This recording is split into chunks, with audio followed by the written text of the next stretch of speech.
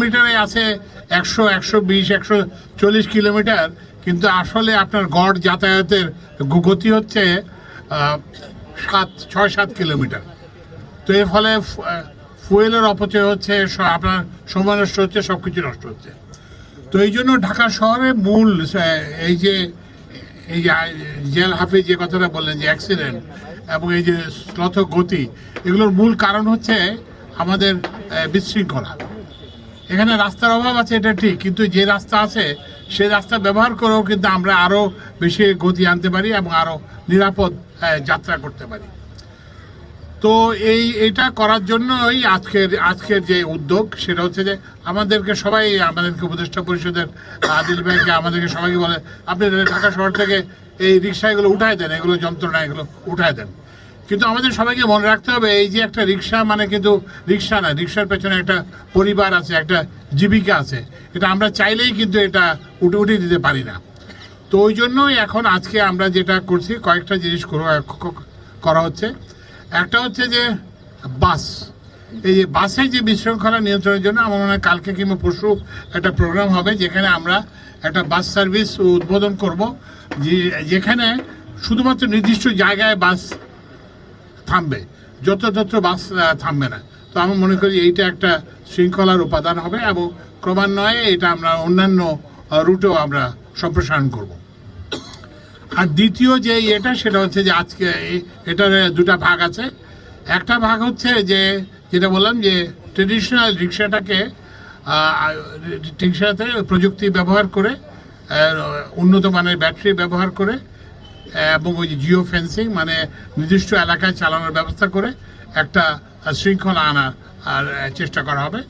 আরেকটা হচ্ছে যে এরপরেই সম্ভবত ঝিকাতলায় না ওই যে নতুন মডেলের রিক্সা বুয়েটের সহায়তায় আমার আরেকটা মন্ত্রণালয় আছে, বিদ্যুৎ জ্বালানি। তো বিদ্যুৎ জ্বালানি মন্ত্রণালয়ের সহযোগিতায় এই করা হয়েছে, ডিজাইনটা করা হয়েছে। তো এইখানে আগের উদ্যোগের সঙ্গে আমরা আশা করতেছি যে এই উদ্যোগটা আস্তে আস্তে আমরা এটা 4টা পাইলট হচ্ছে, আমরা এটা সারা শহরে ছড়িয়ে দেব এবং আমরা সাফল্যের ব্যাপারে আশাবাদী। কারণ হচ্ছে যে আমাদের আগে আমরা সরকার যে কাজ করতো আলাদা আলাদা কাজ করতো, এখন ওই যে মিউনিসিপ্যালিটি কাজ করতে, সিটি কর্পোরেশন কাজ করতে, অন্য কারোর সঙ্গে যোগাযোগ নাই। আজকে আপনি এই যে মঞ্চে যারা উপবিষ্ট আছে দেখছেন যে আমাদের স্থানীয় সরকার উপদেষ্টা আছেন, তারপরে হচ্ছে যে আমাদের প্রধানমন্ত্রীর বিশেষ উপদেষ্টা আছেন, তারপরে হচ্ছে যে আইসিটি উপদেষ্টা আছেন, তারপরে হচ্ছে যে আমাদের যে শেখ মঈনুদ্দিন, উনি বিশ্বের একজন নামকরা ট্রান্সপোর্ট বিশেষজ্ঞ, সবাই আছি। তো আমরা এখানে যেটা করতে চেষ্টা করেছি যে সবাই একসঙ্গে কাজ করা, যাতে আলাদা আলাদাভাবে কাজ না করা, যে উনি কি করেন ডান হাত কি করেন বাম হাত জানে না, বাম হাত কি করে ডান হাত জানে, এটা যাতে না হয়। আরেকটা যেটা হচ্ছে যে ওই যে আমাদের যে চীনা বন্ধু যিনি যেটা বললেন যে আমরা একটা এখন হচ্ছে কি যে আমাদেরকে কিন্তু ওই ট্রেডিশনাল বা যেটা মানে পুরনো সমাধান চিন্তা করলে সমাধান করা যাবে না। ওই জন্য আমরা নতুন চিন্তা এখানে নিয়ে এসেছি, যাতে বড় লিড অ্যাসিড ব্যাটারির তুলনায় ছোট লিথিয়াম আয়ন ব্যাটারি ব্যবহার করা যায়। এবং এই ব্যাটারির সুবিধা হচ্ছে যে এই ব্যাটারি দিয়ে আপনি নির্দিষ্ট এলাকার মধ্যে রিক্সাকে সীমিত রাখতে পারবেন। আর একটা গতির এটা একটা বিরাট সমস্যা। আমি আগে জানেন আমি বিশ্ববিদ্যালয়ে পড়াতাম, একদিন আমি বিশ্ববিদ্যালয়ে যাচ্ছি, তো যাওয়ার পথে এরকম একটা ই রিক্সা মানে এই যেটা বলে যে আমাদের ওই যে ব্যাটারি চালিত রিক্সা এসে আমার গাড়ির একদম সোজা দিয়ে টেনে চলে যায়।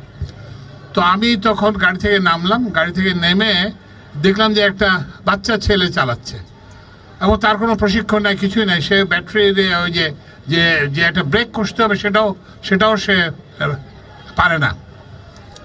তো এখন আমি ওর দিকে তাকিয়ে দেখলাম, এখন আমি ওই ডেন্টিংটা করাতে আমার 25,000 টাকা লাগছিল, কিন্তু আমি ওর দিকে তাকিয়ে দেখলাম যে 25,000 টাকা কি, ও তো মানে 500 টাকা ওর জন্য একটা বার্ডেন হয়ে যাবে।